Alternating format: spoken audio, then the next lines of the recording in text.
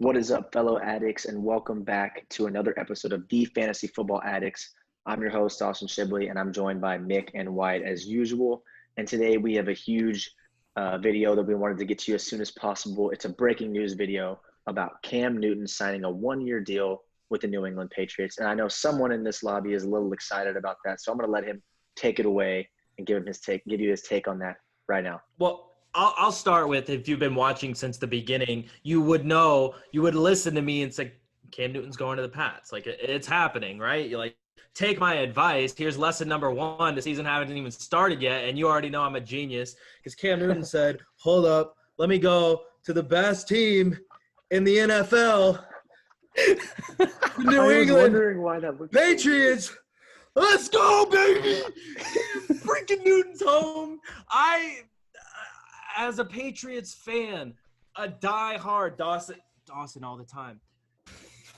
Dawson always asks me, am I going to be a Patriots fan when Tom Brady leaves? Of course I am. They go hand in hand. I'm a Patriots fan. I'm a Tom Brady fan. I couldn't be happier. Tom Brady's in Tampa, but I was terrified. I was going to have to watch a season of the Patriots absolutely suck, and would I mind them tanking for Trevor Lawrence? Absolutely not, but it was going to be hard to watch. And now I don't have to because Cam Newton, Superman, is home. He's going to take the Pats to the playoffs, no doubt. The Bills just absolutely crap themselves. Josh Allen is probably out of a job because Cam Newton is taking over. And, oh, my God, 31 years old. He's in the prime, baby. He's healthy. He's back. Cam Newton on the field. Oh, my God. Belichick, the mastermind, is going to just – wow, the NFL is in trouble right now. I think if you're Patrick Mahomes, Lamar Jackson, you run for the hills because you're scared. The Pats who's not running for the hills? Are going to the playoffs, and they're going to be nasty, bro. They're going to be so nasty. Breeze is scared because he's got Brady in his division. We all know that.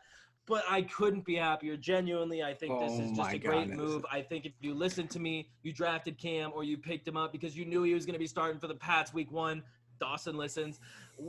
You're welcome. Like, we know stuff out here. Like, I'm just so excited. I cannot wait to see the Pats in the playoffs, and more importantly, I can't wait to see Cam Newton impacting fantasy football lineups because you listened to me. You're welcome. Thank you. That's my start. I got a lot more to say, but that's what I'll say. I know. Nick and I are not as excited. I mean, I'm not even close to as excited. Not even close. Nick, let's hear why you're not as excited. I'm about in between these two, but Nick, let's hear what you got to say. Well, first of all, do you remember what that offense looked like last year? It was not good. It was abysmal. Garbage. It was straight trash cans. Tom Brady was playing quarterback. He's more of an accurate passer than Cam Newton is. Tom Brady made his money on short, intermediate passes, being very accurate, making quick decisions, quick throws. Cam Newton does not do that. Cam Newton is not very accurate. And last time I checked, they didn't change the receiving core. Nothing changed except for the addition of Devin Asiasi. And then I think they drafted another tight end, Dalton Nee. You expect them to come in and just be insane? No, they're a non-factor. They're a non-factor in my opinion.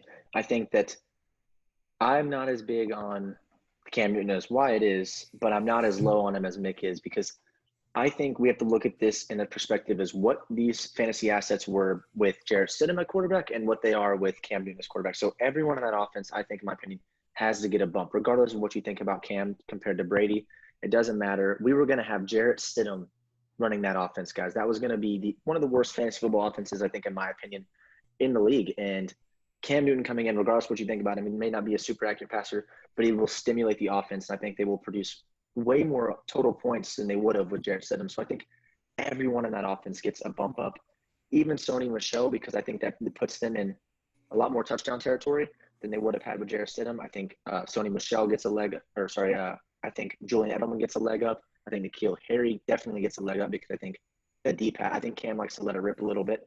So I think we'll see a lot more deep balls than N'Keal Harry. What do you think about the other fantasy assets in the offense besides Cam Newton? How does this affect them?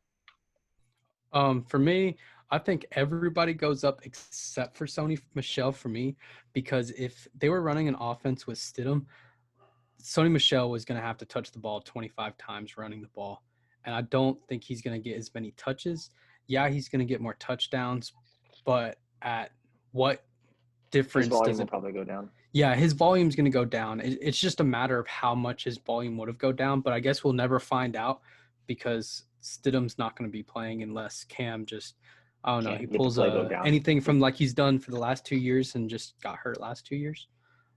He might not start week 1 because not knowing the playbook, but no. Throw that out. Cam starting week 1. I mean, we're not even at training camp yet, so like he's gonna know the playbook. Absolutely, you've got Stidham there, who they were BSing. Belichick, is just unfazed, straight face, telling like the media, oh, the players love him. He's the guy, whatever. No, we knew he was going to get. We knew Cam was coming.